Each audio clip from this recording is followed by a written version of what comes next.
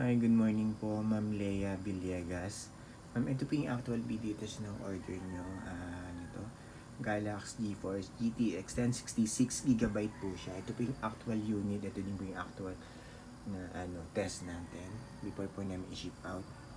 Yan, meron po siya 6-pin power connector required po, 6-pin. Tapos po dapat ang power supply nyo po dito at least 550 watts po na power supply. Yung rated po at branded. Wag po yung mga generic na 750 watts. Brand new or used po yung video card natin. Wag po tayong gagamit ng mga generic.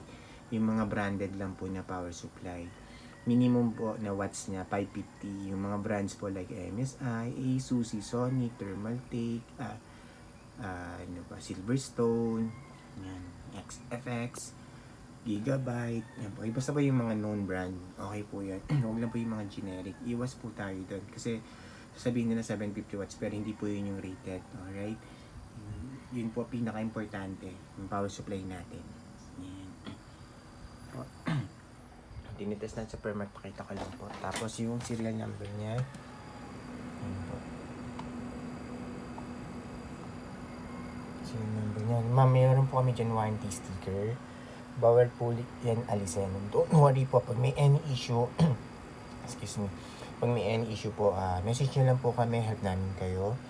Ayan, basta po intact yung warranty sticker. Huwag nyo na po ibuksan or alisin para hindi ma-void. Basta po may issue, message nyo lang po kami. Help namin kayo. Kung talagang may issue, defective yan, papalitan po namin yan. Basta po yung warranty sticker is intact. Huwag nyo po galawin, huwag nyo na po ipatingin sa iba kasi may warranty naman po kayo sa amin. Alright? Ayan. Bawal po yung alisin para hindi ma-void yung warranty nyo or buksan po yung video card. Kasi pag pina-check nyo po sa technician tapos wala naman palang issue tapos naman inalis nila yung binuksan nila yung warranty sticker, void po yun. Lahat naman po ng store card yun po, Ma'am Lea. Right? Ito sa Permark. Ayan. Tinitas natin. Ayan po. Time running niya po sa Permark. Yan yung time. 2 minutes.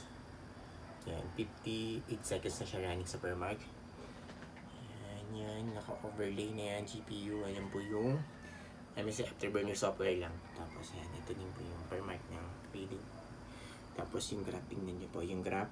Stable na stable lang po. Straight na straight lang yan. Pag hindi po kasi stable, up and down po yan. Yan po sa atin. Straight na straight lang po siya. Ito po yung buong screen niya. Wala pong kahit na anong issue. Walang random restart or random shutdown. Walang hang and freeze. Wala din po yung BSOD or card display na lumalabas. Napaka-smooth and stable lang po, Ma'am Lea. Okay. Yan po yung fan. Sobrang tahimik niya lang po. Promise. Mas wala kayong maririnig. Smooth na smooth lang po siya. Right? Tapos time check po ulit na running siya sa Permark. 3 minutes na. 3 minutes. Isakto na natin siya 4 minutes. Then close na po natin itong Permark. Okay na po yan. Yan.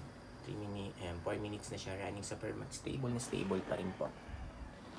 Yan yung graph. Stable na stable. Straight na straight. I-close ko na po itong Permark. Yan.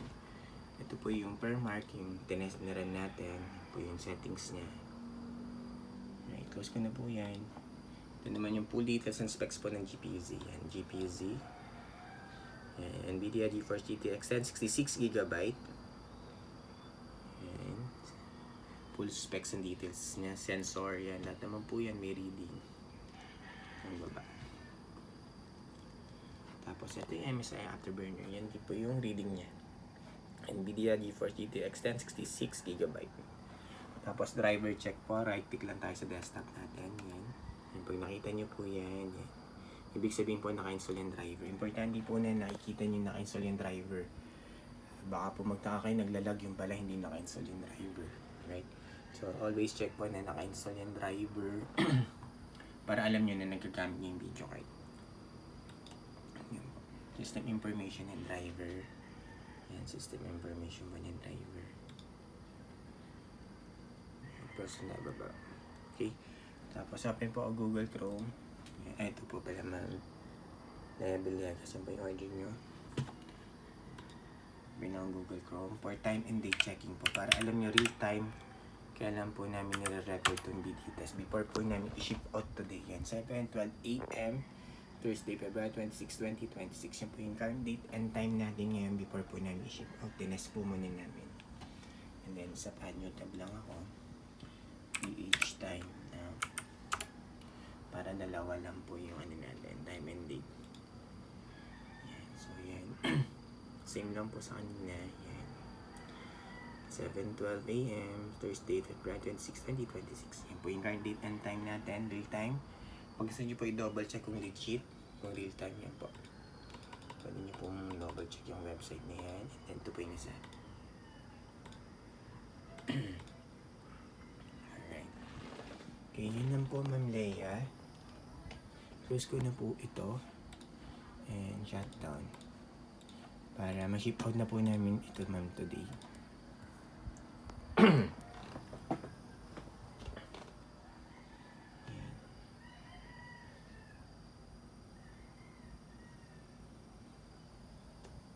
Mama, reminder lang po ulit, yung power supply nyo rated at branded lang po yung gamitin natin. Okay, minimum po 550 watts, mura-mura lang naman po yan. Kung hindi pa po kayo naka-rated, we suggest yung gamit po tayo ng rated at branded po. Na mahal po yung mga computer parts, so ingatan po natin. Mag-invest po tayo sa magagandang power supply. Yan, ito po yung fan. Buong buo po, walang sira yan, walang putol. Tapos yung serial number po ulit, pakita natin ang menu. Yan.